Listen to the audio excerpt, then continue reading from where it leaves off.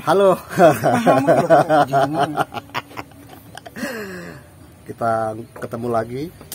Hari ini kita akan ngobrol dengan seorang penulis dahsyat, Muhyiddin M. Dahlan. Halo Gus, apa kabar? Dia harus ngomong loh Gus, gak diam loh Gus. Jangan iya dan tidak loh. Apa kesibukan sekarang Gus? Kamu nanya apa sih? Penulis sibuknya apa juga? Ya siapa tahu kan ada kegiatan di luar menulis gitu. Loh, menulis itu kata kerja, ya bekerja. Ya? Iya. Petani depan kita itu kerjanya apa? Petani. Ya nyawa.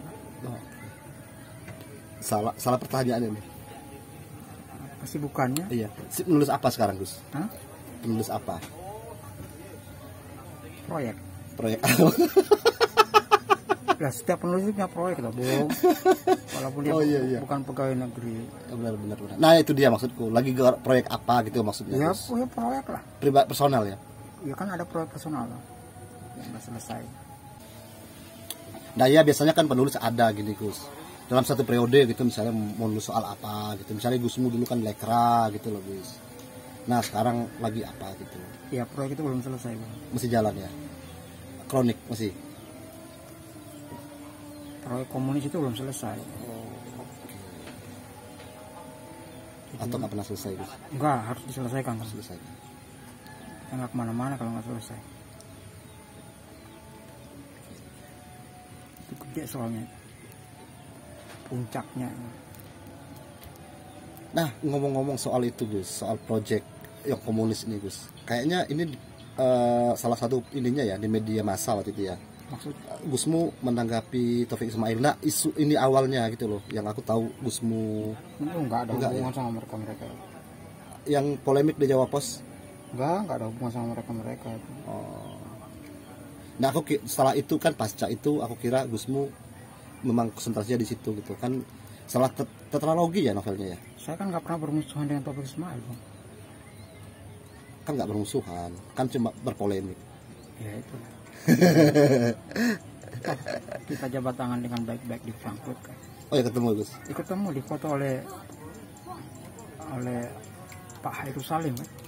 Oh ini di posting nggak? Ada foto sama Pak Hairul Salim kan. Oh itu sama seperti Saud berfoto dengan GM. Iya sama itu. Cuma berbeda pendapat. Beda momen, beda waktu. Saud sebelum, semua kan sesudah. Bahkan saya dikirimin buku puisi apa namanya?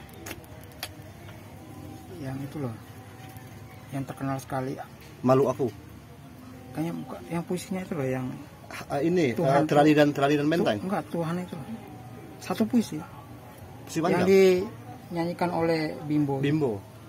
Oh, kira Tuhan izinkan aku jadi pelacur. Bukan, Tuhan itu kan diterjemahkan ke bahasa-bahasa dunia sama bahasa daerah. Oh, jadi satu kumpulan puisi, satu puisi dalam banyak bahasa. Saya dikirimin kan kepada Adinda. Itu jangan-jangan satu organisasi. Ya, ada Adinda Kanda. IPI satu organisasi. HMI satu organisasi. Oh iya ya. Sama-sama HMI ya? HMI sama PI. Oh, oke. Pantesan Dinda dan Kanda. Terus. Jadi saya harus menyelesaikan proyek itu kata. Yang komunis ini. Itu dalam bentuk apa Gus? Dalam bentuk apa aja bentuk ininya, hasilnya nanti? Hasilnya itu nanti buku seni. Jadi yang jelas JBS nggak akan bisa menjual buku itu. Karena? Emangnya ada yang mau beli 45 juta harganya. Satu bundal besar berarti Gus? Paling murah 10 juta. Tebal itu Gus ya? Nah, tebal tapi cetaknya cuma 45 biji. Ya nanti kita PO, JBS PO 10 jutaan gitu. Iya, siapa tahu ada yang mau kan? Kan dia harus dia kan jangan salah pembeli. Jangan-jangan JBS pembelinya jangan-jangan yang dia akan membeli di NFT dulu, kalau nggak di NFT enggak. Oh, gitu ya. Oh iya. Gusmu sekarang ini juga ya, kripto juga ya? Apa sih itu ya, kripto apa gitu? Yang itu apa sih? Ya nggak tahu, kamu pertanyaan nggak Yang tahu. ada profesor di Aneh itu. pagi-pagi, pertemuan pagi itu. Itu Ainis Manto kalau itu. Nanti udah enggak katanya. Enggak, itu kerjanya Ainis Manto, penyair teman kita itu. Nggak tahu bangkrut apa dia? Dengar dia bangkrut. Enggak. Lagi bosan. Bangkrut di kripto. Enggak, Semanto itu kan bosan aja, guys. Bosan. Bosan apa? Dia pembosan. Cuma itu aja. Dia semangat sekali di kripto katanya. Katanya ada kopi pagi gitu. Oh, kamar dagang. Kamar dagang. Itu apa itu, Main Gus? saham. Oh, saham ya itu ya, bukan kripto. Enggak, itu teman-teman di para radio buku sekarang itu mereka pedagang saham tiap pagi. Ada yang ngelola, Gus? Ada anak radio buku sekarang. Katanya ada grup WhatsApp soal saham ini. Bukan, Telegram. Isinya cuma 4 atau 5 orang. Namanya saham Sewon. apa itu, jual beli sewon? Bukan. Kelompok dagang sahamnya mereka itu. Tiap hari mereka berdagang. Ya Gus udah ikut dong. Saya mau menyaksikan tuh. Menyaksikan keriuhan tiap jam 9 pagi. Itu merutin, Gus? Ya, dari Senin sampai Jumat. Oh, Sabtu Minggu libur? Iya, pasar bursa kan. Oh, libur juga ya? Oke, Gus.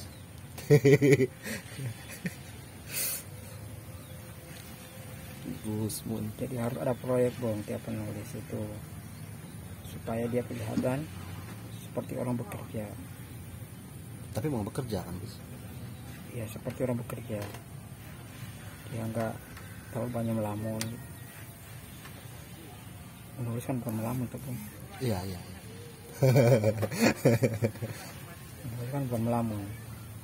Makanya dia tiap hari bekerja seperti pegawai negeri, seperti atlet, latihan, seperti pedagang yang dari subuh sampai tengah malam harus menjagai dagangannya.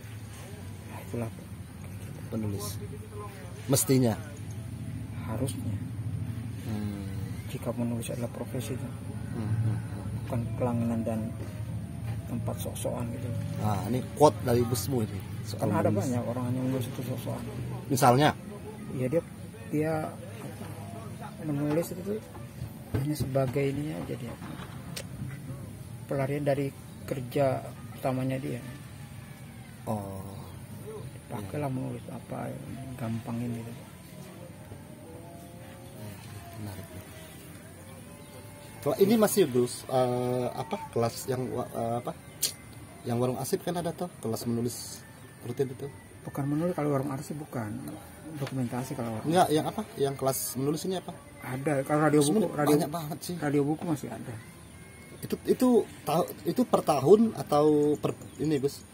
Kalau ada duitnya aja. Oh. Karena itu kan sekolah gratis tuh.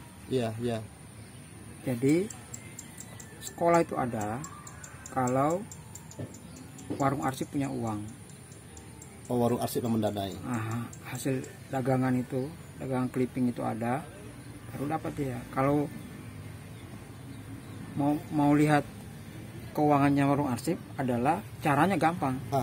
Kalau udah nggak ada pelatihan, berarti kosong. Lagi mengumpulkan. Kosong. Mengumpulkan. Beda kosong dong. Merosot.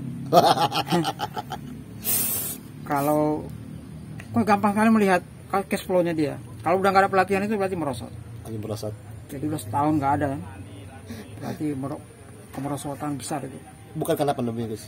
Bukan, kemerosotan besar.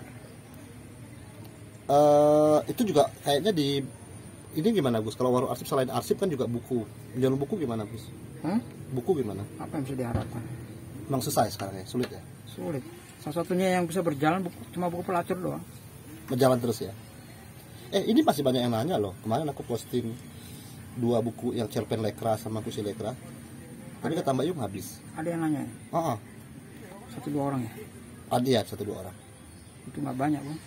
Ya ada yang nanya. Karena aku bilang ada yang nanya. Kalau masih kalau bisa kamu hitung dengan jarimu, Bu. Itu nggak banyak. Benar.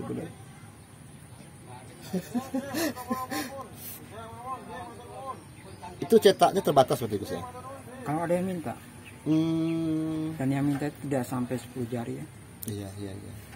Sebulan. Iya, tapi kan ya harganya. Kalau 10 jari sebulan lumayan, Gus. Ya enggak, sedikit karena ongkos cetaknya juga besar. Besar ya. Untung kita punya penerbit percetakan kayak Kanisius. Masih Kanisius ini ya yang nyetak. Enggak terlalu memikirkan utang kliennya. Oh.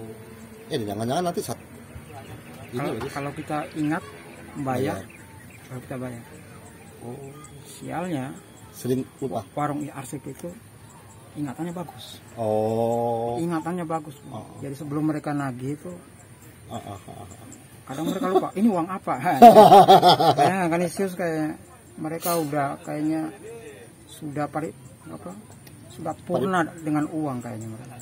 Maksudnya uang kecil tapi. Iya. Ditanya ini uang apa nih gitu. Ini uang apa? Masalahnya warung arsip itu ingatan utangnya bagus. Orang kan biasanya lupa sama utang. Iya. Kalau ini ingatan terhadap utangnya bagus. Iya, saya aja kadang-kadang masih dapat laporan dari Mbak Iyung kok. Meskipun saya belum laporan ke Mbak Iyung. Misalnya nih, sebelum saya kesini itu kan ngutang sama Ira, Bang. Nasi apa itu? Nasi jinggo.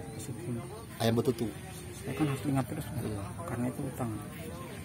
Makanya kan setelah itu saya ditabrak oleh mobil di mana utangku sama Ira masih ada gitu. Iya, Gus. Waduh, saya bahaya itu.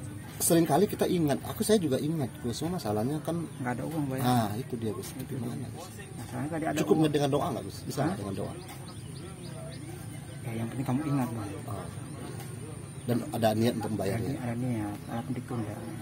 Dan jangan lari. Meminjam kata-kata M Fajar AF itu. Bos utama. Direktur. Kita kan mitra utama. Direktur utama offset itu nggak apa-apa nggak bayar. Tapi jangan pergi. Karena nggak enak kalau ditinggalkan itu. Nah, problemnya adalah ada ini masalah hati tuh. Nggak apa-apa nggak dibayar katanya. Saya ulangin lagi ya, itu pernyataan Mas Fajar nih ya. Verbatim itu. Nggak apa-apa, asal jangan hilang. Masalahnya Mas Fajar kita jadi takut ketemu. Jadi takut ketemu, kalau udah tahu psikologinya dia kan nggak takut jadinya. Yang penting masih ada niatnya loh. Bayar kecil-kecil aja gitu. Sialnya tadi buku nggak punya utang sama sekali sama dia. Itu memang bagus, itu memang yang harus ditiru itu. Tidak memiliki hutang. Iya, karena memang usahanya kecil. Usahanya tetap kecil. Jadi cepat. Ya kecil kan juga ada bank pelecit, Gus. Gak ada pertanyaan yang lain kok. Kecil kan ada bank pelecit juga, Gus. Enggak lah, jangan biasakan berhutang. Iya. Itu bahaya sekali ya. Gusmu kan berangkat dari ini ya, dari organisasi ya di Jogja ya. Awal-awal ya. Terlibat di organisasi, sempat bikin buku yang agak sofistik gitu, yang Terbang Bersama Cinta, trilogi kan itu, dan lain-lain lah gitu. Nah, kenapa tiba-tiba memilih pindah haluan gitu ke novel yang pelacur yang pertama ya. Dan Adam Hawa, Kabar Buruk dari Langit, dan lain-lain. Ya, seperti anak muda umumnya ya, saya awalnya menduga bahwa menulis sastra itu mudah. Jadi kayak nyepelekan itu loh, mudah nulis sastra, apa susahnya sih? Nah, jadilah buku itu, apa susahnya itu? Tapi kan buku apa susahnya? Ternyata menyusahkan. Sempat menyusahkan. Bukan cuma susah nulisnya, tapi menyusahkan. Setelah terbit menyusahkan. Memang duitnya banyak, tapi menyusahkan. Sampai sekarang masih kerasa nggak guys menyusahkannya? Nah, iya, makanya itu kan karya pertama dan karya terakhir. Yang pertama? Setelah itu kan saya nggak mau lagi nulis kayak gitu. Tapi masih ada Hawa kan masih iya, kontroversi kan, juga. Tiga kan? Sama Kabar Buruk. Ya kan 3 itu. Kan satu paket. Maksudnya itu kan satu kayak apa ya? Satu periode itu. Tiga ini. Tiga itu cuma satu periode. Artinya kan buku pertama kan pelacur. disusul oleh Adam Hawa dan Kabar Buruk dari Langit. Kabar buruk dulu dong. Kabar Buruk baru Adam Hawa. Nah maksudku gini, pelacur ini terbit kan respon orang kan lumayan ini Gus, lumayan sadis ya. Enggak lumayan, tapi memang Sangat. sadis. Katanya darahnya sampai halal diminum. Bukan, siapa minum darah? Apa ditumpahkan? Iya kan? Nah, kemudian kenapa masih berani gitu? Ini kan soal Bukan berani. Jibril yang ganja Enggak, segala bukan macam. berani, Bung. Karena satu paket tuh. Harus terbit. Ya, bukan dia harus terbit tiga-tiganya tuh. Bukan gara-gara ini takut gitu. Tapi kan satu paket. Jadi dia bagaimanapun dia harus Iya, tetap hadir tiga-tiganya Nah, gitu. pas setelah tiga-tiganya rampung kan.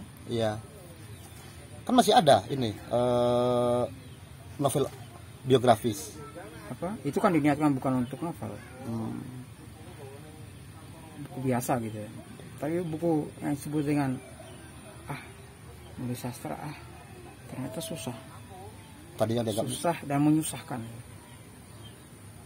Berhenti dong. Ternyata nggak enak. Ternyata penulis sastra itu tidak seremeh-temeh yang ada di kepala saya gitu. Sekarang nggak berniat lagi guys. Nggak berniat lagi. Bukan nggak berniat, tapi tantangannya berat kan. Apa kepalamu terlalu ini guys? Terlalu aneh ininya, terlalu apa? Enggak, saya kalau takut. kamu tuangkan dalam teks sastra itu. Saya takut soalnya. Takut keluar iblisnya. Nah sekarang menurutmu sekarang masih akan begitu nggak respon orang pembaca Gus? Masih akan ramai nggak Gus? Misalnya apa ya isu-isu yang kan saya nggak pernah menduga ya. Iya. Kan iblis itu keluar. Iya. Apa namanya? Dalam bentuk apa ya? Kayak itu loh, pedang naga puspa itu kan. Kadang iblisnya keluar di pedang itu. Itu dalam proses pertarungan, Bung. Iya. Dia akan muncul itu ketika kita masuk dalam cerita tuh. Dan itu nggak bisa dihentikan itu. Itu nggak bisa dihentikan itu. Bahkan dia nggak disadari ketika bukunya mau naik cetak itu belum disadari dia ada itu bersemayam itu. Bahwa itu berbahaya gitu kan iblis itu keluar dia di tengah jalan dia. Kalau udah kembali normal, kita kembali rasional gitu kan. Loh, kok bisa begitu ya? Saya bilang masalahnya ada di mana? Nah itu loh, masalahnya di mana kan nggak sadar tuh mengerjakan itu. Nah saya takut dengan iblis itu, Bung. Sama halnya nulis lekra tuh kan. Menurut saya kan tidak ada bahayanya kan. Apa bahayanya? Iya. Tapi menjadi ini ya dilematis juga ketika banyak orang yang menghubung-hubungkan juga. Makanya saya takut sekali nulis cerita itu karena takutnya itu ada keluar dia. Apa yang iblis yang terpendam dalam kepala itu kan dia nggak bisa dia muncul dalam cerita. Gila itu memang itu. Apalagi bergaulnya sama teman-teman yang memang otaknya gak waras. Kayak misalnya dulu ya Cafca itu ya. Iya. Dia nambah-nambahin Bapak. Dia nambah. Misalnya ya adegan Kabar Buruk itu kan. Ada ya? Itu loh, ada perempuan yang makan daging itu loh. Daging sapi dia beli daging terus dia pengen membunuh Muhammad itu.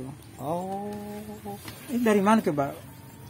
Di provokasinya itu. Datang iblis yang real gitu. Dalam bentuk aslinya ya. Karena tambahin itu katanya. Masukin gitu. Biar tambah liar. Karena ini sudah sangat sudah kompleks di dalam itu kan. Udah kadung gitu. Masuk dia. Walaupun itu metafora. Iya. Itu loh dia mengamuk karena dipoligami oleh kiai kan. Mengamuk karena dipoligami kiai kan. Dibohongin gitu kan. Terus dia kayak Nietzsche itu loh di pasar gitu. Ceramah memaki.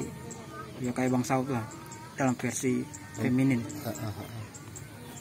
Terus dia makan tuh daging mentah sapi. Di pasar. Dia beli. Dia nggak merampok. Dia beli. Dia makan sambil maki-maki. Akhirnya dikejar oleh warga gitu. Mati kalau nggak salah tokoh. Kalau nggak salah mati tokoh, lupa saya. Tapi adegannya itu kan ya itu diprovokasi oleh teman. Masalahnya saya terima provokasinya loh. Nah kayak gitu lah Bang. Iya, iya. Sudah muncul di kepala, tapi kemudian ketemu dengan orang yang teman yang liarnya minta ampun kan. Iya. Nambah-nambahin itu loh, nggaramin itu. Artinya gini Gus, apa Gus ini menulis prosa novel ini memang ini apa ya, kayak punya teman ngobrol, halo Mas, masuk Mas, apa misalnya kan didiskusikan kayak gitu sebelum dia terbit. Enggak, saya nggak pernah diskusikan. Nggak tahu ya. Atau sebenarnya tahu dari mana? Apa? Taunya dari mana dia? Oh dia ini ya, dia terbit. Ya kayak kita iya, kita kumpul-kumpul kayak gini loh. Oh. Dan dia tahu saya menulis apa gitu. Tambahin dong yang ini. Tambahin dong yang ini. Tapi dia juga kalau yang ini kabar buruk kan pernah terbit ini ya, satuan jadi cerpen kayak cerpen ya di media Indonesia yang aku ingat, di si laki-laki yang ini yang mencintai perempuan itu loh, yang sampai dia pindah agama ya, pindah keyakinan ya. Bukan cuma itu, ngerobek kitab suci. Kesucinya kayak gitu. Jadi sebenarnya dibanding pelacur ini lebih ini ya, lebih keras ya. Ya tapi kan ini lebih sepertinya lebih lebih berat juga. Lebih bisa sembunyikan itu. Iya, iya, lebih berat juga dia. Ini lebih berat karena tapi ya itulah. Nah, karena saya takut dengan itu, makanya saya setelah Adam Hawa ya saya berhenti. Itu memang ingin berhenti Gus? Ya berhenti karena saya kan berpikir nulis sastra tidak mudah ternyata. Menyusahkan saya. Menyusahkan. Saya yang ruwet. Yang melayani orang kan ruwet Bang. Terakhir Adam Hawa lebih tipis ya Gus ya, paling tipis ya. Lebih tipis tapi lebih bahaya. Iya. Soal perempuan ketiga ya, perempuan kedua ya. Semakin tipis dia semakin berbahaya. Ngeri itu. Berarti masih ada ya Gus ya, misalnya ada ide-ide soal bisa ditulis dalam bentuk fiksi gitu yang harus ditahan gitu, tidak keluar, tidak dituliskan. Atau jangan-jangan masih dalam bentuk manuskrip ada? Nggak ada saya manuskrip itu, manuskripnya ada di kepala saya. Jadi selesai di kepala gitu, keluarkan. Manuskrip itu di kepala. Loh, Adam Hawa kan ada 25 loh sambungannya. Serinya? Masih ada 24. Jadi Adam, Nuh, Hud, Saleh gitu maksudnya? Kan urutannya kayak gitu kan. Hah? Setelah Adam siapa? Aku lupa nama. Idris. Idris. Kan ada Idris, tokoh Idris. Iya, iya itulah Adam, Idris, Nuh, Saleh, iya, apa Nuh, gitu. Tokoh Nuh belum ada keluar di Adam Hawa. Idris sudah ya? Idris yang itu loh. Apa kemaluannya kemaluannya ditumbuk gitu loh. Oh, berarti masih 23 lagi berarti. Harusnya 24. Setelah itu kan Idris sendiri jadi tokoh sendiri. Setelah itu seri Idris. Bagaimana, seri 25 nabi. Gimana kamu bayangkan apa? Kucing yang dikebiri itu hidup gitu. Itu sudah diniatkan ya, mau dibikin begitu ya. Seri ini ya. Seri cerita-cerita cerita-cerita apa? Cerita tokoh, dongeng-dongeng tokoh. Dongeng-dongeng tokoh. Apa Idris dan siapa gitu. Tampaknya memang jangan dilanjutkan ya gitu. Nggak usah itu Gus. Berbahaya sekali Gus. Berbahaya sekali. Keluarnya itu tidak saat kita bicara kayak gini kan. Dia saat dia berproses kan. Kan kita ada dalam tokoh kan. Berkaitan juga dengan kerjamu sekarang Gus. Jadi kayak versi merahnya kisah-kisah suci gitu loh Gus. Iya, saya kira setelah keluar dari situ kan, saya udah bebas gitu. Saya kira ya, saya keluar dari kanan itu. Saya kemudian merasa bahwa ya sudah, saya udah selesai dengan problematika kesusahan itu, karya yang menyusahkan penulisnya sendiri. Saya pindah dong. Nyari aman. Nyari amannya saya di wacana sesuatu yang saya sukai dulunya. Sosialisme. Kenapa saya sukai? Karena tahun 99 itu Saya kan bikin pesantren sosialisme tuh Di sini ya, di sini ya, Gus, Jogja. ya? Jogja ya. Bersama Bakar Wibowo, Mbak Nurul, terus si Diana Dewi. Teman kampus itu, Gus. Nah, kampus mana? HMI kampus. Oh. HMI yang panitianya. Oh, itu dari HMI ya? Cabang UNY? HMI nggak punya cabang. Enggak punya cabang ya? Oh, di UNY nggak ada ya? Komisariat. Komisariat. Oh. HMI ada 2 kan, Gus? Yang mana nih, Gus? Hah? HMI yang mana, Gus? HMI Karangkajen. Harus dicari tuh kalau ada di HMI mana. Nah, kita bikin pesantren sosialisme karena saya suka sekali wacana itu. Itu model kelas juga, Gus ya? Model kelas ya? Ya kayak apa serial seminar. Oh. Tapi dibalut oleh pesantren supaya dapat izin dari masjid kampus kan. Oh, dibikinnya di kampus? Mas seminar sosialisme itu masuk di masjid yang nggak mungkin. Oh, di kampus? Masjid ya? Masjid kampus? Masjid majelis ya masjid mujahidin. Oh. Supaya bisa masuk kasih kata pesantren. Namanya pesantren sosialisme. Dilakukan di bulan puasa? Bukan. Di bulan biasa. Itu jalan berapa periode itu, Gus? Seminggu. Seminggu. Oh, 1 kali. Inti baru itu terselenggara ya? Yang diselenggarakan ya? Seminggu itu jadi buku sosialisme religius yang tebal 300 halaman. Editor, Gusmu? Ya itu hasil dari situ. Jadi kita panggil orang Syiah. Oh, oke. Kita panggil apa namanya Hizbut Tahrir datang untuk jadi pembicara. Oh, perwakilan ya. Katolik tentang pembahasan Yesus itu. Macam itu didiskusikan. Ininya Yesus temanya. Ya sosialisme, Sosialisme. religius. Oh iya, sosialisme religius. Mungkin dia ngomong Yesus tadi. Kan Yesus kan religius. Iya.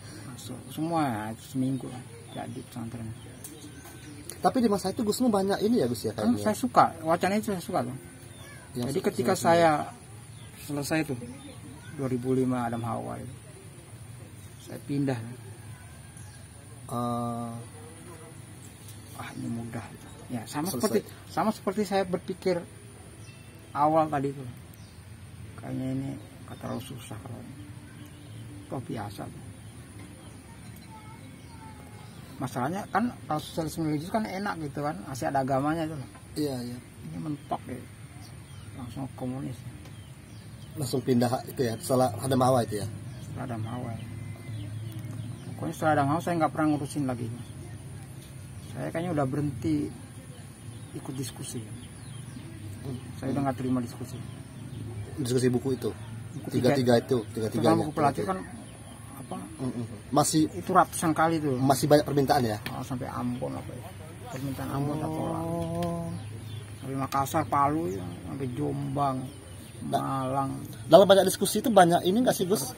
Posisinya banyak yang kontra atau apa sih, Gus? Kamu bertanya apa? Bertanya ini, Gus. Kamu mau meladeni gitu loh, diundang diskusi gitu, mau dengan resiko yang cukup berat. Menurutmu gitu banyak yang kontra apa gimana? Kontra pasti. Nah, kamu udah tahu. Tapi kamu mau gitu loh, Gus? Hah? Ya awalnya kan kalau 1 sampai 80 kali kan masih bisa dilayani, tapi udah lebih dari 100 yang kali.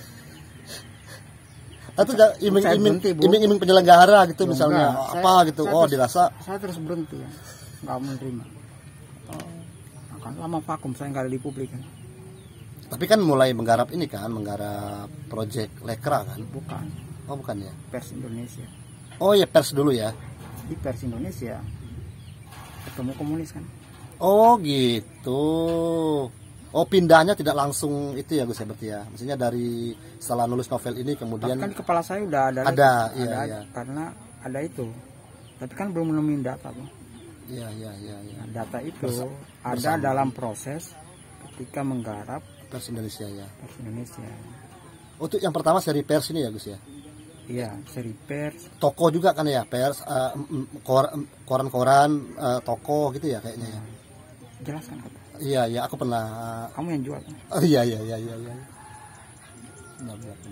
Oh itu awal ya Gus. Setelah itu baru ke ini ya, Google Merah.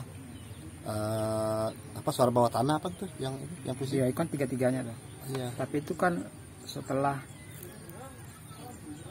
ya dalam proses pers itu. Jadi ditulis barengan semuanya. Ditulis ketika nulis tentang Tirto, ditulis saat menulis, bahkan saat kalian berproses apa namanya di bumi itu, kita lagi nulis tentang itu. Kan sama-sama semua kan, nulis tentang kronik, nulis, kan barengan semua. Oh iya. Iya, saya pernah jadi timnya Gusmu, tapi yang Jadi lebih barengan semua kronik, sejarah juga ya. Tiba-tiba apa benda kecil itu keluar kan. Jadi itu ditulis barengan. Ada yang penuh, yang gagah gitu ya. Iya. Kronik Indonesia. Pers Gagasan Indonesia. besarnya itu kronik Indonesia ya, Gus ya. Tiba-tiba dia seperti Mencuat, berkilau. tusuk gigi itu loh. Oh, selilit. Tusuk giginya. Dia seperti selilit itu kan. Ada di dalam proyek itu kan. Nyempil dia. Digarap diam-diam gitu. Maksudnya bareng-bareng gitu. Maksudnya digarap bersama sama teman-teman semua itu. Sambil bekerja, jadi ada suatu waktu semangat itu yang nggak bisa diulangi itu loh. Maksudnya bisa dibikin dalam satu waktu gitu. Bisa dibikin satu waktu. Menghasilkan 35 buku kan. 35 totalnya. Ya, termasuk buku itu. 3 bukunya Lekra. Seri Lekra itu ya. Nggak tahu kekuatan dari mana ya. Sama dengan buku seri Tuhan Pelacur itu. Dia nggak bisa diulangi soalnya pekerjaannya. Momentumnya juga momentumnya nggak bisa. Kok jadi terbit? Iya. Kalau misalnya sekarang gitu ada sejumlah anak muda lagi gitu Gus, atau teman-teman lagi gitu, mungkin akan menghasilkan yang berbeda lagi berarti ya. Beda. Karena ketemu momentumnya berbeda kan. Iya. Ketemu datanya juga berbeda. Ketakjuban terhadap koran tuanya PKI gitu ya. Iya. Nah dari situlah seperti pikiran saya awal, ini biasa, kita sudah reformasi. Iya. Akan baik-baik saja lah ya. Nah, setelah itu dapat data itu, saya ingat esai kecil saya dulu. Kira-kira tidak membakar itu. Untuk esainya Gusmu dulu. Saya tulis 17 Agustus. Saya tulis tanggal 15 Agustus, hari Minggu 15 Agustus 2005 di Jawa Pos. 2005 itu ya. Bayangkan, saya dijawab oleh Kanda Taufik Ismail 2 minggu kemudian. 2 minggu kemudian dari situ hari Minggu. Saya baru bisa menjawab lagi? Itu 2008. Oh, di bulan November. 3 tahun. Jadi sepanjang itu saya vakum tuh. Vakum ya di sastra gitu. Karena apa? Karena sibuk di risetnya atau Iya, sibuk risetnya ya. Ya, maksudnya riset yang 30 buku itu. Iya. Nah, jadi muncul itu kecil menyelip di antara proyek yang tidak pernah dirancang gitu. Itu kan proyek nggak pernah dirancang. Jadi proyek yang ketemu di jalan. Tapi justru itu yang. Tapi kan ada di kepala kecil. Iya. Maksudnya ini dia nih gitu. Soal ini ada di kepala kecil yang nggak pernah saya kan dulu nggak pernah bisa jawab. Apa yang saya pikirkan? Enggak, esai Kanda Taufik itu karena saya nggak punya data, saya kan masih.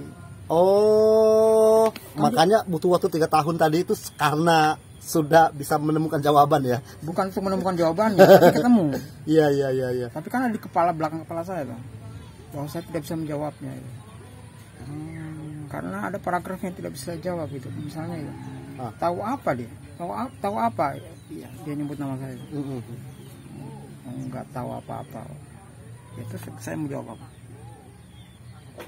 Sementara prahara budaya itu sandarannya data. Maka menjawabnya kan harus dengan data. Nah, saya tahu apa? Lawang saya esai itu cuma ngutip dari surat-suratnya HB Yasin. Iya. Saya kan cuma ngambil surat-suratnya HB Yasin. Nah, 2008 ini trilogi Lekra terbit Gus ya? Iya, tapi kan ketemu Harian Rakyat kan 2007. Oh, 2007 ya? Ketemu Harian Rakyat. Baru saya bilang, ini loh Kanda. Saya ingat dulu nggak bisa jawab. Bakal saya jawab ini. Nah, saya gandeng Romaria. Iya. Karena dulu dia yang menemukan soalnya. Tapi polemik yang panjangnya 2005-nya apa 2008-nya, Gus? Kayaknya 2005 ya? Jangan cukup. Enggak, 2008 loh. 2008 Bukan polemik di koran, bukan polemik ide, tapi polemiknya itu polemik di pelarangan. Oke, sampai ini juga ya, kita pernah ganti Setahun. cover ya. Pelarangan setahun.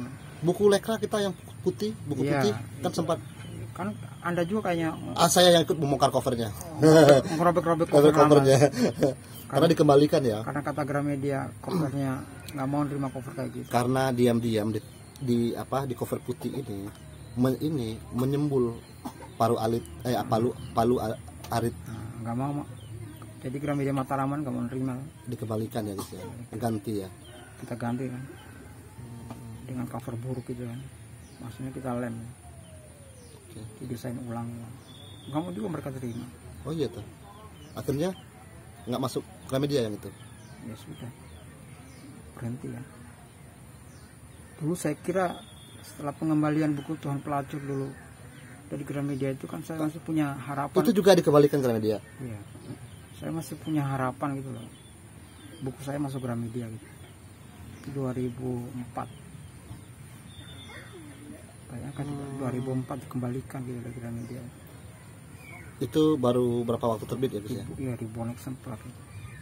Itu karena respon publik, karena ditolak publik atau gimana guys? Gramedia Nggak kembali. tahu sendiri Gramedia kayak apa. Tapi itu baru di pasar. Udah lama. Oh. Tapi mereka minta 3.000. Oh, habis itu dikembalikan lagi. Ya belum nyampe buku di Gramedia. Oh, yang lama dikembalikan. Enggak, belum nyampe Oh. buku itu. Mereka minta tapi belum nyampe dikembalikan. Oh. Oke, paham. Biasa kan ke toko buku, misalnya kamu JBS. Iya. Semua aku minta 3.000 ya. Kirim ya. Siapkan, iya. Oh, kita cetak. Terus akhirnya nggak jadi. Kira kita orang kaya kok nyetak buku. Apa duit ngos-ngosan gitu. Cetak semangat. Aku dapat uang banyak. Berarti itu masa-masa ini ya, kamu punya pengalaman buruk dengan buku berarti guys ya? Bukan buku. Artinya iya toko tiap, buku kan. enggak, tiap kali kamu nulis kan enggak cuma ketua buku kan problemnya, respon publiknya, 3.000 kan. tudingannya. Gila, 3.000. Kamu bisa menghitung kan berapa keuntungan. Iya. Itu tapi belum Mas Fajar tuh ya yang ngurusin ya? Hah? Belum Mas Fajar ya? Fajar dong. Udah Mas Fajar tuh ya? Itu buku Tuhan Pelacur itu apa DNA-nya Fajar. Oh. Makanya ketika per hari ini dia menyetak lagi buku itu, dia dijavu tuh. Bukan cuma itu, dia yang pegang royalti. Semua ini royalti mau di motor ya. Oh iya tuh. Dia yang ngantar ke toko motor gitu. Mas Fajar tapi bukan penerbitnya kan? Cuma mencetak kan? Bukan, dia bagian penerbit. Oh, awal-awal itu ya. Tapi belum ada utama berarti? Belum. Oke. Jadi DNA-nya buku itu adalah Fajar. DNA-nya loh ya. Ada sidik jarinya di situ. Ketika buku itu dibawa lagi ke Fajar Utama sekarang itu. Oke. Dia hanya bilang di Javu kan. Mengingatkan Masih ada buku yang dulu awal saya nyetak banyak itu. Nah, dia kan yang paling sibuk ketika diskusi buku. Juga paling sibuk ketika dihadiri oleh Universitas Muhammadiyah Jogja. Itu yang rame yang paling ini ya guys. Dia yang paling sibuk. Kalau tahu orang di belakangnya paling sibuk ya Fajar ya. Bonceng ke sana kemari, menjemput tokohnya yang dituding gitu. Untuk sama-sama dia klarifikasi di sidang. Oh, di sidang. Di ruang dosen. Nah, gitulah. Ya sama. Gila, Gramedia pesan 3.000. Anda saya tahu hitung berapa. Waduh. Tapi waktu itu masih sistem konsinyasi kan, Gus? Iya kan, tapi kalau udah minta kayak gitu kan ada peluang untuk pelaku banyak tuh. Kayaknya nggak nyampe buku itu bertolak. Jadi sudah selesai cetak, tapi yang jelas ya sudah berhutang 3.000 eksemplar ini. Saya separuh ketukan udah keluar itu. Udah nggak usah. Masih separuh tuh. Saya lupa kutukan itu ada itu, tak kasih lagi buku Lekra tambah ke buku. Lekra ya. Jadi dia berbalik lagi, kembali lagi kasus yang sama ya. Terus 100% kan. Dikembalikan lagi oleh mereka dengan alasan cover. Ganti cover, kita ganti, kasih ke sana. Tolak lagi. Oh. Ya, ada lagi. Habis duit untuk itu tuh. Berharap untung malah buntung benar. Intinya bangkrut gila. Jadi bayaran honor dari proyek Lain-lain. Pers Indonesia itu habis untuk nyetak itu. Kalau Gramedia sialan. Nah, kan udah 100% lah. Ingat yang 2005 pas. Makanya Cah itu nggak akan pernah ada buku saya. Tapi bukan benci Gramedia loh ya. Iya. Yang saya beli bukunya. Iya. Ya artinya Tapi kalau cara mereka ini loh, nggak mau masalah Kak. Karena saya tahu kenapa mereka bisa begitu, karena trauma. iya, karena buku-bukumu itu penuh risiko, Gus. Bukan juga. Bukunya mereka juga mereka bakar sendiri. Nah, iya, Enggak, makanya mereka trauma, makanya trauma 90-an Iya, dengan hampir dibakar oleh umat Islam gara-gara monitor itu. oh monitor ya. Apa itu monitor aja. Saya juga bisa paham itu kan. Iya. Makanya. Tapi segitunya itu. Nah, itulah kemudian sejak 2008 itu nggak akan pernah lagi punya niat. Kalau buku-buku kayak ini terus kayak apa yang menulis esai, Nggak akan nah itu kan nggak ya sekarang kan kamu yang menolak. Kalau itu kan jauh lebih aman gitu. Apa? Itu kan nggak punya risiko. Kalau itu kan kurikulum. Iya kan nggak punya risiko dia. Kalau itu Gitu. kan untuk kebutuhan. Makanya itu yang aku bilang, buku-buku itu berisiko, Gus. Hah? Buku-buku yang kamu terbitkan di masa itu buku-buku yang berisiko gitu. Ya itu tadi kamu Iya. juga tahu Gramedia punya kecemasan. Ya tapi mereka minta soalnya. Kalau mereka nggak minta kan enak. Iya. Lah kita ganti cover kembali itu kan pakai duit tuh, Bung. Iya. Dan kita bukan orang kaya tuh. Aku robek deh. Nah, Kemarin ini ya. Anda ikut juga satu karung loh. Ya kan? Ketika kita karungin cover lekra dan paluaritnya itu kan satu karung kan. Satu karungnya itu loh gabah besar itu. Jadi sampah ya covernya. Ya kita jual tuh. Jualnya itu nggak nyampe 20.000. Ditimbang itu nggak nyampe 20.000 ternyata kertas itu. Coba. Akhirnya kita lempar ke shopping jadinya. Nah, makan mirip lah kayak buku bajakan jadinya. Iya. Padahal versi murah. Itu 1.000 ya cetaknya ya, Gus ya? Lebih. 2.000 kan maksudnya. 2.000 ya. Karena diminta Gramedia tuh. Kan harap Itu seri pertama dari trilogi Lekra ya. ya itu. Nah, Tapi yang berikutnya nggak cetak banyak lagi kan, Gus? iya karena kita eksklusif tahu, kan karena kita tahu kemudian resikonya. resikonya siapa mau ngambil resiko tuh. Iya. Akhirnya dibikin lebih eksklusif, dijual, dipasarkan lebih terbatas ya, Gus ya. Sampai sekarang kan buku-buku. Iya bajakannya yang banyak loh. Tapi sudah lah. Iya. Pokoknya kalau nggak ada label merahnya itu bajakan. Oh itu canggih tuh. Pokoknya kalau nggak ada label merah dari Kanisius Pinggir ya. Nah kayak kitab Pinggir-pinggir kitab buku, sucinya Kanisius itu kan Kanisius yang nyetak itu. Berarti bajakan. Merah di pinggir. Ya. Seri itu ya aku tahu. Seri merah itu. Tapi Lekra nggak terbit lagi, Gus.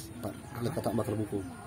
Kan tetap ya kamu bilang itu banyak permintaan, banyaknya itu di bawah 10 kan. Iya. Tapi kalau ada permintaan Ada bisa permintaan disiapkan ya. Oke. Nah itu kalau ada yang pesan buku seri Lekra bisa dipesan baru akan dicetakkan. Biasanya ya dilebihkan beberapa gitu ya bisa. Kemarin Mbak Yung bilang ada beberapa nih. Besoknya aku tanya lagi udah nggak ada. Habis. Nah Gus, perjalanannya di penulis Gus. Gusmu di Sulawesi, pindah ke Jogja, kita perjalanan ininya. Kan kita di daerah kan juga tidak terlalu akrab dengan ini Gus, dengan buku Gus. Jogja ini daerah bukan? Iya maksudnya dari apa namanya jauh, dari timur Indonesia jauh ke dari epicentrum. iya jauh dari epicentrum lah gitu. Karena juga saya juga mengalami itu gitu. Saya misalnya koleksi majalah Bobo yang saya beli tiap minggu itu kan edisi 5 tahun yang lalu gitu. Yang saya baca hari ini gitu. Saya selalu ini penasaran dengan bonus majalah Bobo gitu. Saya kan nggak pernah punya bonus majalah Bobo karena kan sudah dipotong sama yang punya. Ngisi TTS sudah nggak bisa karena sudah diisi sama yang punya gitu sebelumnya. Dulu saya ingat ya di kampung itu ya. Yang paling saya ingat itu adalah tugas sekolah itu cuma ini apa? Mengkliping iklan itu loh. Itu SD. SMP. Oh, Mengkliping iklan dari majalah. ditempel. Iya, Ovaltine. Terus apa? Bris. Iya, Bris, susu apa namanya? Susu yang dari Malaysia itu yang warna hijau itu. Cap nona. Asam. Yang di ini. Itu loh susu bubuknya Oh, Milo. Milo gitu. Oh, Milo. Saya ingat betul itu. Makanya di warung arsip kalau saya kalau ada saya majalah terus Lama. mengkliping iklan itu ya, saya ingat Iklan di warung arsip di clipping, Gus? wajib. Oh. Dia sama dengan wawancara pram di majalah apa itu, statusnya sama, Iya, iya, iya. pentingnya sama. Ya karena satu mengingatkan saya dengan pekerjaan SMP, tugas sekolah itu lah, iklan itu. Clipping ya. Pria punya selera. Kan susu, sabun. Iya. Dulu iya tahun 80 90-an Lifebuoy sudah Nggak ada. tahu dulu untuk apa coba ngeliping, disuruh mengkliping iklan-iklan itu. Itu bahasa, guru bahasa, Gus. Nggak tahu guru apa dulu ya, guru kesenian. Oh, kesenian ya. Suruh ngeliping itu. Itu dikumpulkan. Ya dikumpul, dibuat kayak laporan itu loh, dijilid. Oh, Tempel. jadi kreativitas gitu ya, kayak kreativitas ya. Iya kayaknya seni kan, tempel gitu. Nah saya nggak ngerti bagaimana ceritanya. Sekarang saya mengerjakan hal itu kan, Iya, iya, iya. sampai seumur segini. Tapi mencari majalah ketika itu mencari iklan itu gampang nggak, Gus? Di waktu itu. Iya, ada majalah-majalah datang dari kota kan. Sama berarti dengan saya tadi itu, yang Iya. tiap hari misalnya hari pasar, dijual di pasar. Kalau ke saya nggak jual pasar, kita harus ke kota kan. Oh, nyari ke kota ya. 100 km dengan jalan makadam itu. Makadam. Jalan berbatu itu lah, berlubang, berlumpur, mobilnya pelan sekali. Itu kota kabupaten, Gus. Lari 40 km. Kota kabupaten. Mobilnya mobil apa, Gus? Bus kecil kayak bus Jogja yang lama itu. Angkot. Bus kota. Ya, bus Ada lagi kecil lagi, Kopaja. Kopaja itu. Yang persis Kopaja itu. kayak patas bukan? Ya kayak Kopaja itu. Kopaja ya. Karena tempat saya ada lebih kecil lagi ya, kayak patas gitu, Gus. Kayak Muatnya cuma Kayak 3. Kopaja itu kan. Dia jalan itu pelan sekali. Karena melewati gunung-gunung kan. Kamu sekolahnya di situ? Ya Di kota? enggak, maksudnya kebayang enggak untuk mendapatkan clipping itu kita harus 100 km lewat jalan kayak gitu. Iya, dan Sepanjang pantai tapi rusak jalannya. sekarang kan udah enggak, Gus. Enggak, sekarang 1,5 jam. Dulu bisa sampai 5 jam. Dapat. Nah, saya nggak bisa bayangkan. Sekarang saya harus mengkliping kayak gitu. Ketemu lagi dejavu lagi nih. Nah, maka sampai umur segini saya masih clipping Milo, Insana, Paramex, ada semua di warung arsip. Rokok-rokok gitu, iklan rokok lama, iklan minyak, Blue Band, Iya, iya. Lifebuoy, Lux, sabun Lux itu. Iya, iya. Tapi bedanya dengan dulu, iklan yang di clipping di warung arsip itu iklan sampai tua, sampai iklan songkok di tahun 30-an. Nyari semua iklan toko buku, iklan buku. Iya, iya, iya. Oh, itu masuk bagian dari kerja warung arsip ya, Gus ya. Mendokumentasikan itu ya iklannya. Jadi posisi nilainya itu ya. Misalnya ada wawancara eksklusif Pramudia di Playboy itu. Nah, posisi iklan itu setara itu. Iya, tidak nilainya. kalah penting, sama pentingnya ya, nilainya sama ya. Nilainya setara sama. ya. Di warung arsip itu dikasih nilai poin sama tapi digratiskan. Oh, yang itu digratiskan? Semua Kalau yang iklan digratiskan? semua digratiskan. Oh, ini saya belum tahu nih. Karena saya tahu nggak ada yang butuh. Iya, iya, iya. Kan baru ketahuan kan mana produk yang bertahan paling lama tuh. Iya, iya. Salah satunya lah Lux. Udah ketemu tahun 20-an. Oh, sudah ada ya? Oh, bukan Lifebuoy ya yang pertamanya? Enggak dong. Dan sama-sama iklannya adalah yang paling cantik di zamannya. Jadi kalau Dia kita ngambilnya jajar ya? seluruhnya, Artinya artinya Lux itu adalah top kecantikan, paling top itu sejarah kecantikan hanya bisa dilihat dengan sederhana lihat iklan Lux. ya. Dia mengambil ikon-ikon ini Ikon ya. zaman. Ikon zamannya ya. Sekarang siapa ya sekarang itu? Siapa yang baru lulus dua kampus yang heboh kemarin? Si cewek ini ya, yang artis itu ya, main Yang film juga ya. Main film. Iya, iya, ketahui. Iya. Apa Laskar Pelangi itu loh. Itu Laskar Pelangi itu ceweknya yang anak apa remaja itu. Bukan Oscar Iya Pelangi. Laskar Pelangi, Laskar Pemimpi itu. Oh. Siapa namanya itu? Aku lupa Gus. Ya, masih muda sekali itu loh. Lulus Maudi ya. Maudi, Ayunda, mau Ayunda. Iya. siapa? Ayunda. Ayunda. Oh itu sekarang. Nah, Saya ingatnya cuma Dian sama Sastro. Ramlan Siski. Dian Sastro, Lux. Iya. Jadi ikon zaman itu Zaman diambil oleh Lux. Oh. Jadi kalau ada orang pengen melihat kronik apa namanya, periodisasi kecantikan gitu ya. Iya. Apa sih definisi kecantikan gitu? Orang yang paling top, orang paling cantik di Indonesia zamannya itu, Lihat Udah. iklan Lux. udah kamu ambil semua aja iklan Lux. Cukup membahas tokoh-tokoh itu keluar ya. Nah itu maksud saya. Zaman, iya zaman ya. Itu bisa dijelaskan itu kalau kita tahu semuanya, pernah lihat semuanya iklannya. Nah, iklan Lux itu begitu. Tahun 20-an pernah saya dapat soalnya. Dari tahun 20-an ya. Nah, itu ini bintang film ini. Jadi dia selalu ngambil Ikon ya. ikon of beauty itu loh. Iya, Ikon iya, kecantikan itu. Kecantikan itu bukan hanya parasnya Iya, tapi iya. dia simbol. Kayak Dian Sastro kan nggak terlalu cantik tapi dia simbol. Iya, Simbol apa yang disebut cantik itu ya Dian Sastro. Ukuran pada masanya Dian Sastro gitu. yang- Tapi nanti iya. Yang membuat Putut sedikit gila itu ya. Iya, Dian Sastro for Presiden. Pokoknya dia gila lah. Itu beneran Gus. Tanya Itu olo-olo atau apa? Saya juga penasaran itu, Iya, on off itu. Tanya Pak Is. Oke. Makanya dia jadikan fantasi kan. Kira itu Nggak tahu olo. sampai sekarang apa dijadikan fantasi oleh Putut AI. Sekarang ada kali. Iya, palingnya kali bisa bertanya ke bapaknya kan. Apa disebutnya fantasi itu? Yang tidak tercapai yang fantasi. Gantung itu. Ya kali mesti bertanya kepada bapaknya. Iya. Apa yang disebut yang fantasi? Mestinya dia buka. Kali itu kalau dia dewasa tahu buku ya. Bukan rahasia ya. Enggak, dia bawa aja semua tentang apa? Bapak karya bapaknya. Dian Sastro for Presiden itu. Mengapa ini harus ada ya? Artinya Lux benar tak? Apa mungkin seleranya Put benar? Iya. Seleranya Putut AI itu benar. Karena dipakai oleh Lux itu make Dian Sastro. Dia pakai siapa? Tamara. Tamara Blesiski yang aku ingat betul tuh. Siapa lagi yang pernah Sophia Lacuba? Iya, Sophia Lacuba, Kan iya. itu Iya. simbol-simbol semua loh tuh. Iya. Setelah Sophia itu Tamara tuh. Tamara Itu Dian Sastro. Setelah itu Ayundi. menjadi Yunda ya. Mungkin per berapa waktu sekali? Per Life berapa Boy ya? nggak bisa begitu. Life Boy Iya, enggak. Life Boy keluarga, dia keluarga Dia ya. lebih keluarga. Iya, Tapi ini bintang.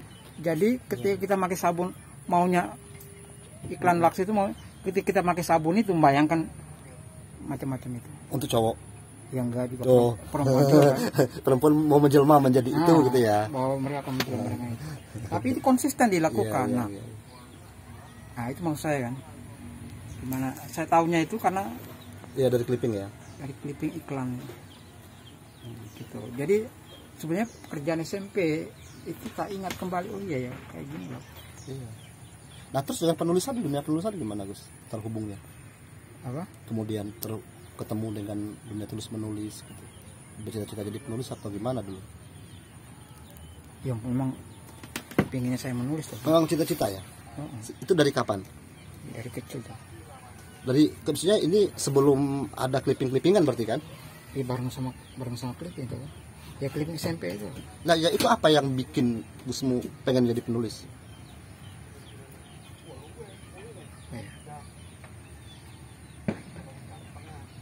Ya masa kita cuma bisa membaca buku orang tuh.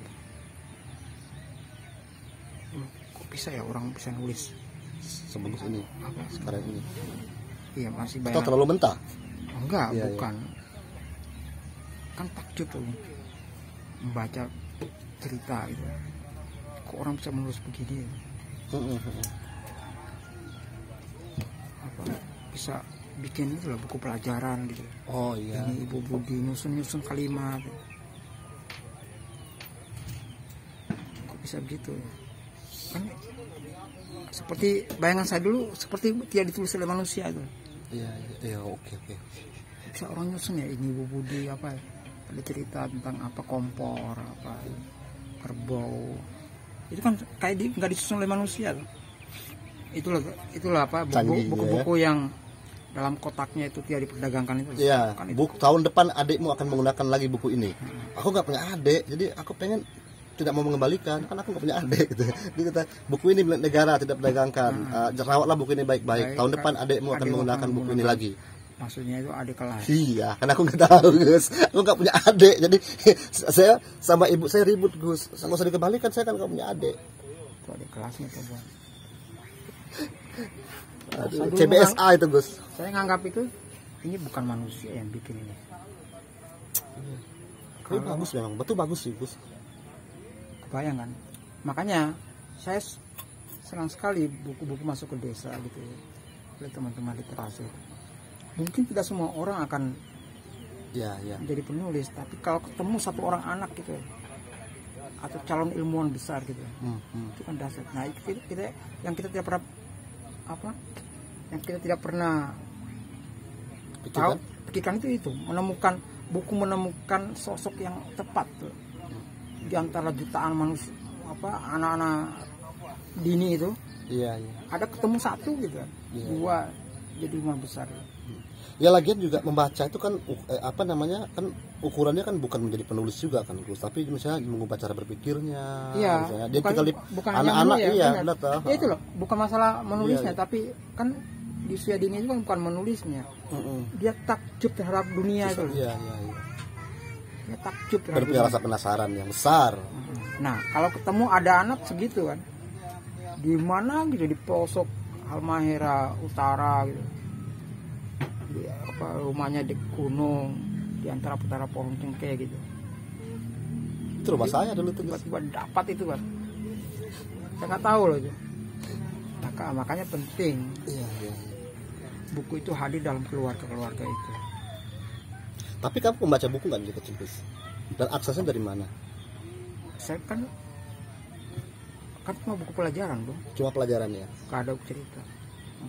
Perpustakaan SD nggak ada. SD nggak punya perpustakaan. SMP ada tapi kecil, tapi nggak pernah saya baca. Iya. Aku sampai sekarang belum pernah baca Layar Terkembang. Oh iya tuh. Siti Nurbaya saya belum pernah baca sampai sekarang. Kemungkinan saya karena saya keduluan nonton filmnya. Iya. Serial di TV itu. Serial ya. Sama Sengsara Membawa Nikmat itu ya. Yang tokohnya kemudian menikah sama MH. Jadi kalau saya nonton mainnya itu ya sekali gitu. Ada Bu Novia di situ. Yang saya bayangkan dia Siti Nurbaya toh. Cuma kebayang Siti Nurbaya. Dan saya nggak pernah baca bukunya Bang. Iya. Karena sudah keduluan di desa itu masuk televisi itu. Oh iya. Tiap malam minggu. Malam Rabu ya. Minggu dong, malam minggu sama tayang ulangnya hari Minggu siang. Baru tahu, tak kira panjang loh, ternyata cuma 4 6 apa dia? 6 episode. Pokoknya 6 sama 4 episode kan, sama dia kan 2 seri itu ya, sama Sengsara Membawa Nikmat ya. Midun. Desi Ratnasari, idolaku. Kalau Sengsara Membawa Nikmat Midun. Tapi kalau saya Siti Nurbaya. Iya. Itu akhir tahun 80-an ya guys ya. Nah, itu sudah SMA Gus, SMP. Itu setelah, pokoknya itu bukan 80-an. Pokoknya saya ingat setelah Susanti juara Olimpiade. Olimpiade 88. 92 ya. Kira 88. Olimpiade Barcelona Ya. Dan dibikin lagu oleh Ona Sutra. Barcelona, oh Barcelona, kau primadona 92. Oh itu. Iya. Itu lagu untuk Ona Sutra, dan bukan untuk Susanti, diabadikan dalam lagu Barcelona ini. Saya ingatnya itu setelah Susanti juara Olimpiade 92. Masa sih Gus? Nurbaya. Salah satu sinetron tersuksesnya TVRI. Iya. Nah itu ya. Jadi saya nggak pernah baca buku itu. Mungkin di televisi soalnya. Nah terus apa yang memotivasi mungkin untuk menulis? Nah itu tadi. Akhirnya kamu ada STM kan? Sebentar. Nah itu tadi. Itu kan terpendam tuh Bung. Iya. Terpendam aja. Dia bisa bertumbuh kalau ketemu ekosistem yang sama. Jika tidak benar, tidak pernah menemukan ekosistem itu, dia akan lumpuh dengan sendirinya, layu, Iya. dan dia hanya menjadi Penyesalan yang masa tua. bukan, hanya angan-angan aja. Iya, iya. Nah, maka pentinglah apa yang disebut dengan impian itu harus dapat ekosistem, baru dia Iya, iya. tumbuh menjadi material. Jadi tidak akan pernah dia termaterialisasikan kalau nggak ada ekosistemnya. Nah, karena itu kenapa hanya di Jogja bisa? Karena ketemu ekosistemnya. Di sini. Ketika ekosistem ketemu, itu seperti kebuka itu. Ini Itu dia itu gitu yang ya. disebut dengan kenapa Dini itu harus membaca banyak Iya, aja. iya. Kan kayaknya nggak tujuannya tuh. Karena dia sekali ketemu ekosistemnya, Klik. dapat dia akan nggak akan pernah berhenti itu. Itu sama dengan para perupa, sama dengan pemusik, sama dengan anak kecil yang musisi kan, punya bakat itu. Jika dia tidak kena ekosistem yang benar gitu ya, maka dia hanya impian aja, kepalanya pada akhirnya awalnya dia jadi mediocre, lama-lama musnah itu. Kemudian menjadi orang tidak berarti gitu. Lantang untuk di kampung. Hidup seperti nggak berguna. Aduh, nyaris itu bisa aku. Nyaris. Sudah di ujung tanduk. Kamu menjadi orang kampung, tapi ya semua manusia berguna. Iya kan? Tapi anunya potensi utamanya nggak keluar kan. Iya, nggak bisa iya. orang semua berguna, Iya, masa iya, manusia iya, nggak berguna. iya. Tapi ada bagian ada bagian yang jika dia kena ekosistem yang ini, dia mungkin potensinya lebih tergali gitu loh. Iya. Misalnya saya kalau nggak ketemu ekosistem kan saya jadi petani tuh. Iya. Tapi segitu aja, mediocre. Kayak enggak fakir ya. Kayak enggak fakir pasti ya. Karena nggak ketemu ekosistemnya, tetap hidup, tetap berguna. Gunanya cuma segitu aja. Tapi kalau potensi itu ketemu sama ekosistem klop, dia tidak bisa dihentikan. Nah, itu yang disebut dengan kalau nggak ekosistem itu nggak bisa dihentikan. Makanya penting anak ilmuwan gitu punya potensi itu segera dicarikan ekosistem yang tepat gitu, supaya dia kemampuannya di mana ya sama semua Ini lah ya. bidang ya. atletik gitu kan. Kalau enggak ya, kalau atletik misalnya dia jagoan lari ya, dia kan ototnya nggak tumbuh ya gitu. Kalau nggak kena ekosistem yang benar ya enggak. Nanti cuma lari dari masalah, guys. Nah, masalahnya di Indonesia yang kayak gitu-gitu itu dikerjakan oleh keluarga, maksudnya dikerjakan oleh negara. Mestinya tanggung jawab negara juga ya. Melihat anak berpotensial, segera dia dicarikan ekosistem yang tepat supaya potensinya tumbuh. Gitu. Nah, selama itu kan para penulis kan nyari sendiri. Iya. Pram nyari sendiri karena kemiskinannya di Blora. Akhirnya dia tumbuh, dia dapatkan Jakarta ya. Akhirnya dia tumbuh, nggak terhentikan kan? Karena yang bisa menghentikan dia. Karena dia pingin bisa tarik Blora kan nggak dapat, dia lari dari Blora. Karena ekosistem di Blora nggak dapat. Pas lari itulah dia kemudian seluruh material di kampungnya itu bisa dia angkat kembali. Iya, benar. Lahirlah cerita dari Blora ya, sama kan seperti dirimu kan. Iya. Sama seperti Bang Raudal bisa idola aku itu. Bisa menulis tentang Padang dia paling detail kan. Tapi jika dia di Padang, di kampung Lansano itu, dia mungkin berguna hidupnya, tapi pasti mediocre yang paling buruk. Karena dia nggak terlalu suka kan kerjaan. Iya. Mediocre bisa, tapi mediocre yang paling buruk derajatnya. Maksudnya skillnya itu kalau dia bertani skillnya rendah sekali. Iya, di bawah rata-rata ya. Ya, sangat. Bukan cuma di bawah rata-rata, Bung. Di bawah garisnya itu, di bawahnya itu.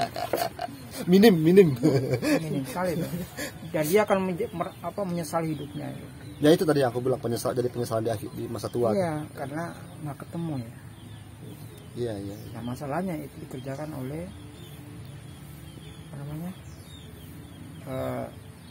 makanya kalau saya jadi Mendikbud Bung, tak cari kayak gitu, namanya pencari talenta itu.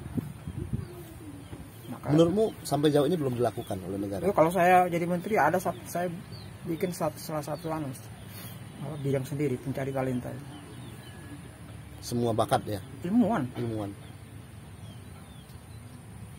Kalau atletik kan tugasnya Menpora. Saya kan Mendikbud. Iya. Mendikbudristek sekarang Gus. Talenta kebudayaan ilmuwan. Talenta budaya sama talenta ilmuwan. Cari sampai pelosok Papua.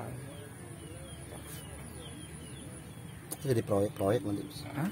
Ya, memang harus proyek negara. Memang harus proyek negara tuh. Mencari talenta itu. Kadang-kadang serem hasilnya Gus. Loh, tak cari 1000. Itu kayak sepak bola Gus. Tak cari 1000 orang. Terus tak kirim ke ekosistem yang benar kan.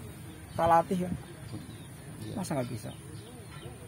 Nah lanjut Gus, STM. Apa dulu jurusan? Kenapa milih STM? Pak, biar pindah dari kampung? Enggak ada ya. Dalam imajinasi saya yang STM. STM kan di kota. Kalau dulu saya kan masuk STM, kamu mau selalu kemana? Ya karena kakak saya. Kota, STM. Karena kakak ipar kakak saya itu semuanya pemborong 2 orang. Bangunan. Mereka lulusan STM. Yang ada koneksi di sekolah gitu. Daftar lah saya di situ di hari terakhir, hari Sabtu. Hari terakhir pendaftaran. Tapi di kota kabupaten kan ya? Saya dibawa kakak. Kabupaten ya? Atau provinsi? Provinsi. Oh provinsi. Saya dibawa untuk diantar. Di STM. Jadi STM. Bukan nggak dalam bayangan saya. Bangunan. Bayangan saya itu SMA. Tapi mendaftar nggak di SMA Gus? Belum mendaftar. Langsung dibawa ke kota di STM. Pagi itu juga kos. Jumat pagi, enggak langsung dibawa ke sekolah, mendaftar. Berapa jam kalau dari rumah Gus? 5. Saya dulu waktu STM gini Gus, itu perjalanan kedua saya ke kota provinsi. Perjalanan pertama ke kota itu saya dibawa Bang Raudal, itu kelas 3 SD atau kelas 4 SD itu. Dan pertama kalinya saya beli majalah Bobo yang edisi baru. Dan pertama kalinya saya sholat di masjid, apa nama masjidnya? Masjid Raya Sumatera Barat. Begitu masuk ke masjid, nah gini, di kampung saya kan tidak ada sholat zuhur dan asar berjamaah. Karena kan petani ya, jadi jam-jam segitu masih dikunci. Kami masuk, aku lihat Bang Rodal sholat kan, orang-orang pada sholat kan, aku ikut sholat, tapi aku niatnya kan sholat zuhur. Tapi mereka, setelah aku sholat zuhur, orang komat, lu sholat apa lagi sih, aku pikir gitu. Jadi aku tidak tahu kalau ada sholat zuhur berjamaah. Itu yang pertama ke Padang. Yang kedua itu ya itu daftar STM. Saya diantar oleh ini saudara sepupunya ibu, karena ibu saya kan di Malaysia. Saudara sepupu ibu ngantar kami naik bis malam. Mestinya kami naik bis malam itu kan dari kabupatenku, cuma karena nggak ada tumpangan, itu minggu malam itu kami akhirnya naik bis antar kota antar provinsi, bis dari Bengkulu yang mau ke Medan. Nah bis itu kan panas, isinya macam-macam toh, karena itu kan biasanya kan mengangkut orang-orang ini toh, lintas inilah pekerja-pekerja lintas provinsi gitu. Nah pertama kalinya begitu ada turunan, aku melihat cahaya di bawah Gus. Nah, aku berpikir wah ini kota Padang itu. Jalan kan itu kan turun-turunan kan, ternyata itu bukan kota Padang. Itu cuma pabrik ini, bukan pabrik tapi itu Pertamina. Jadi apa kayak pengolahan minyak mentah ya. Tapi itu kan sudah seperti kota Gus, cahaya lampunya Gus. Dan saya masih sering mengingat itu kalau hujan gitu malam gitu, aku selalu ingat perjalanan pertama ke kota Padang itu. Perjalanan kedua sebenarnya, tapi yang paling berkesan kan itu tengah malam itu. Ternyata perjalanan masih sekian waktu lagi untuk sampai di kotanya. Nah kalau kamu gimana pengalaman ke kota dan masuk STM? Saya kalau ke kota itu kan lewat jalur ibu kan biasanya. Ibu saya kan selalu belanja untuk berdagang di kampung kan. Oh ibu pedagang? Apa? belanja kol, wortel. Kol dan wortel itu kan barang langka di tempat kami. Iya. Karena nggak ada yang nanam. Iya, iya. Itu identik dengan orang Jawa. Iya, termasuk kentang, Gus. Kentang, pokoknya gitu-gitu. Itu kan identik dengan tanaman orang Jawa dan ada di ketinggian. Nah, itu kita beli kan. Nah, itu selalu saya dibawa itu. Maka kalau ke kota, ya makanan paling enak dimakan itu ya ayam goreng. Oh, mewah sekali. Iya, Setiap di terminal itu pasti makan ayam goreng. Oh, di terminal ya? Bisa turun terminal ataupun di pasar, namanya pasar impres ya. Nah, itu harus makan ayam, karena ayam itu identik dengan kota. Ya, ya. Tidak sempurna rasanya dalam kota itu kalau nggak makan ayam. Kalau ikan itu kayak hidup di desa. Iya, benar. Jadi, Sama-sama makan ikan lagi. masuk ke kota makan ikan. Iya. Makan ayam dong. Jadi kalau ada orang cerita dari sini kemana ke Papua gitu makan ikan, oh segar gitu ya, aneh ya. Saya aneh.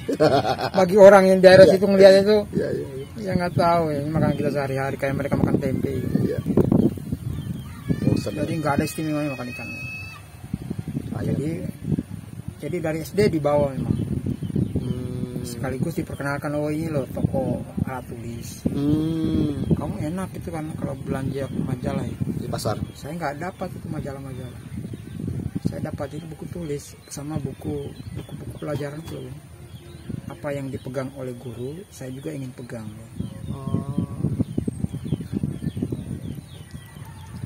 Jadi buku pelajaran. Jadi saya berkutat dengan buku pelajaran itu. Saya biasanya ikut beli. Oh, buku-buku yang punya guru. Oh, saya selalu punya semua kayaknya. Dari mana duitnya? Dari cengkeh. Oke, ngumpulin cengkeh ya. Saya pemetik cengkeh. Ketika cengkeh masih harganya masih emas. Ya. Saya masih masuk generasi yang menikmati itu juga, Mas. Cukup dengan 5 liter beras itu kita udah makan enak. Iya. Saya bisa jual ini ukuran di tempatku itu ini sabun BB.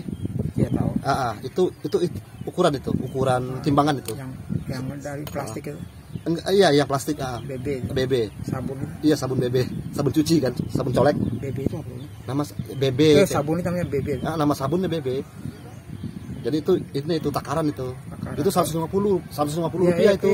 Iya, takaran itu. Gede itu, iya. Takaran pakai itu. Dia didatarkan atau ditinggikan. Sama dengan liter. Itu hitungan itu. Dapat 5 liter itu udah enak betul. Anak umur 5 tahun gampang dapat itu. Sebelum kampung kami menjadi kampung judi ya. Bentar, Gus. Kampung judi itu masa keemasan itu. Nah, setelah masa keemasan itu dong, cengkeh, dahsyat. Kemudian tumbang semua cengkeh. Iya. Oleh Tommy Soeharto membakar cengkeh. Itu isunya di tempat saya. Kemudian tiba-tiba seluruh orang kamu miskin, nggak ada pekerjaan, nggak ada komoditas yang bisa dijual di situ. Datanglah SD ya.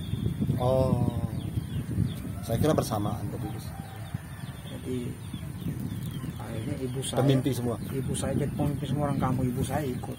Oh, sholat 5 kali sehari semalam, tapi SDSB jalan. Tiap hari baca itu. Buku tafsir mimpi. Tafsir jitu. Tiap hari itu kayak meramal. Tafsir ramalan. Kertas ramalan. Oh, itu di 90-an ya, bisa awal ya, bisa. Sebelum akhir 80-an akhir ya. 89. Torkas kan SDSB kan Januari 89. Bukanya ya, mulainya ya. Kitab sucinya buku tafsir mimpi. Itu tiap minggu tuh dikeluarkan itu. Orang meramal itu. mencari orang-orang pintar, mencari anak-anak yang aneh ya. Untuk dapatkan nomor butut. Banyak angka. Sekampung itu kerjaannya cuma itu aja. Namanya forecast, masih yang benar di kepala aku itu warnanya. Forecast namanya tempatnya Gus ya. Ya, namanya forecast. Tempat maaf. Buntut. Nama saya forecast. SDSB itu. Buntut namanya. Kita nggak tahu. Pokoknya saya kampung itu kan imajinasi kan saya kampung kan. Iya. Nggak pernah ada berita keluar.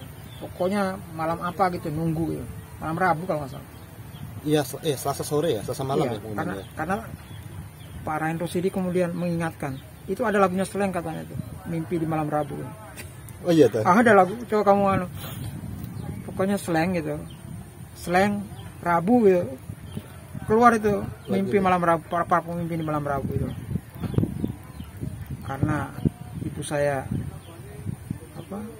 aktivis bukan. Itu maksud aktivis itu, dia cuma bisanya pernah sekali aja menang dapat 2 angka ekor, namanya ekor ya, makanya buntut namanya. Dapat kan nggak sering, hampir nggak ada orang kampung dapat 6 itu atau 4 dia iya, hanya ketagihan kan itu terus habis semua harta. Pengaruh langsung ke pengaruh kan Pas maka ada komoditas baru apa namanya coklat. Orang bapak saya itu nebang seluruh cengkehnya ya, ganti. Oh coklat kakao. Ya. Anak kita kakao lagi. Setelah itu 95-an kayaknya cengkeh sempat naik lagi Gus. Iya tapi kan juga ditebang. Iya. Kan? Nah itu sesalah orang. Jadi stres orang Gus. Gila aja. Ya itulah saya ke negara gimana ya. Nanti komoditas. Ternyata kira cuma kampung saya ditebang, ternyata semua.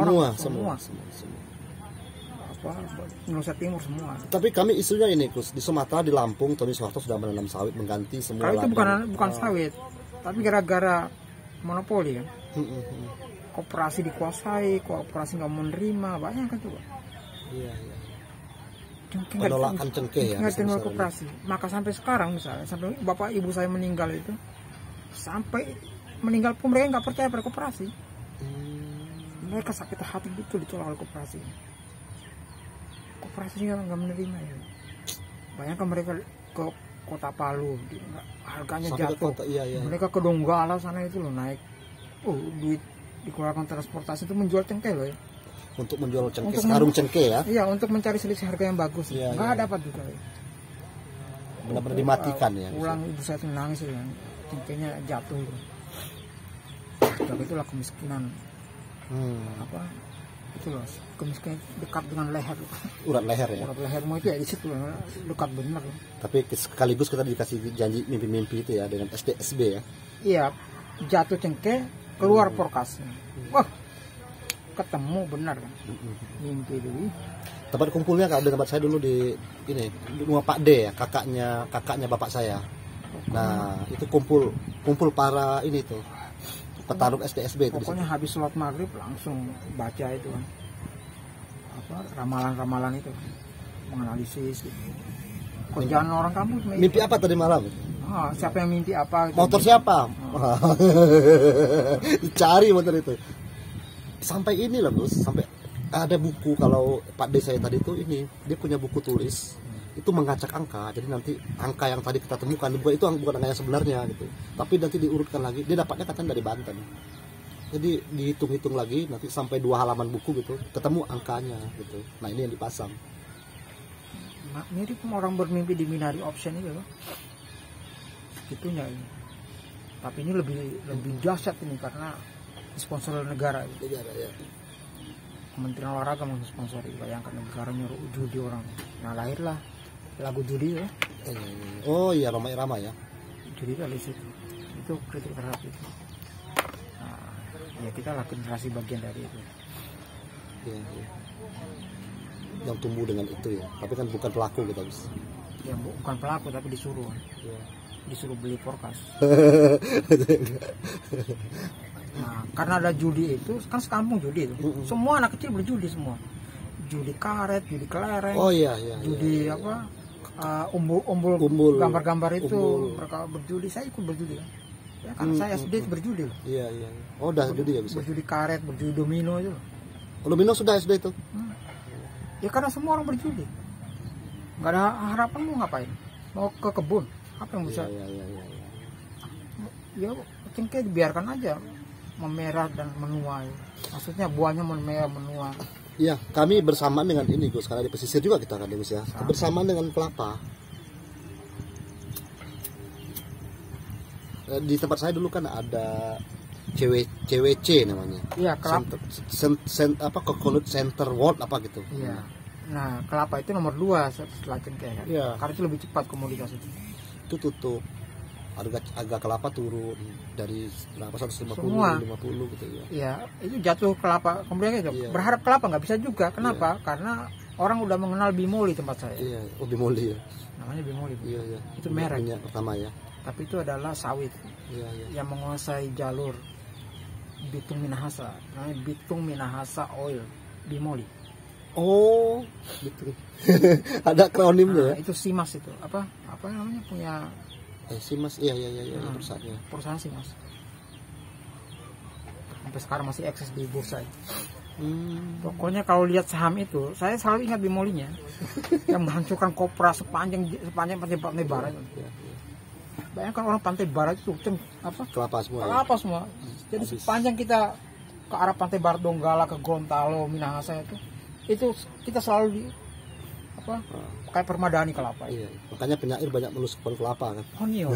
Nyur melambai ya. Nyur melambai itu pokoknya sepanjang jalan Pantai Barat, Donggala itu ya, sampai Gorontalo sampai ujungnya Grup K itu. Iya, iya, iya, iya, iya. Itu kita menyaksikan pohon kelapa. Jangan-jangan K itu dibentuk dari huruf kelapa, dari batang Kelapa kelapa semua gitu. tuh. Sepanjang jalan itu kiri dan kanan itu kelapa semua dilewati. Iya, iya. Bayangkan itu dihancurkan itu. Habis ya. Habis cengkeh berharap kelapa nggak bisa gitu. Kopi nggak ada ya Gus ya? Nggak ada. Oh. Jarang. Kakao tadi berhasil nggak Gus? Gagal juga nggak ada. Nah itu ya. Seperti itulah kondisinya gitu kan. Jadi apa yang bisa diharapkan coba? Akhirnya STM. Enggak, akhirnya hanya orang tua pikir bahwa ini rantai ini diputus. Kita bisa habis-habisan aja kalau bisa dikeluarkan anak dari sini. Dari kampung ini. Paling nggak dia bersekolah itu. Karena hancur ini kalau Iya. artinya karena mereka di belakang ada trauma. Iya. Trauma komoditas jatuh itu. Iya. Jatuh harus keluar. Maka ya Didorong untuk keluar. Kamu 3 orang ya Gus ya? 4 orang ya. Kamu yang paling kecil? 4-3. 4-3 ya. Hanya didorong keluar kan. Nah saya pas kedorong terus. Jadi makin jauh gitu ya. Kenapa makin jauh? Karena ini loh, saya nggak pernah bisa berdamai dengan itu loh. Kejatuhan itu loh di kampung itu loh. Kita jatuh. Yang kemiskinan di urat leher itu loh. Walaupun tidak benar-benar kan itu kan apa yang ada di kepala masih kecil tuh. Nah itu yang buat saya nggak balik kan. Dan sampai sekarang saya nggak tahu cara bertani, saya nggak pernah tahu kan. Karena saya saksikan itu kan kejatuhan itu. Jadi kita malah dilarang ya. Dilarang dia didorong untuk tidak melakukan itu. Jangan gitu ya. Kata orang, ayo kita kembali bertani, tapi saya dulu pernah dilarang soalnya. Karena orang tua tidak mau anaknya mengalami itu kan. Masa suram itu loh. Iya.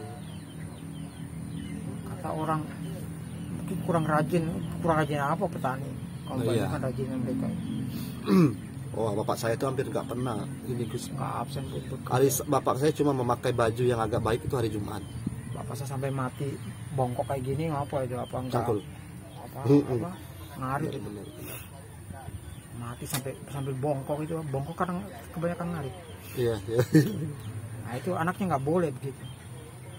Iya. Dia harus keluar ya. Karena trauma itu. Iya, pilihannya mungkin mau keluar ya bisa gitu ya maksudnya ya. Mau tidak mau harus keluar. Kalau nggak keluar sekolah, ya keluar ke luar negeri. Iya. Kerja di Malaysia. Hanya itu. Nah,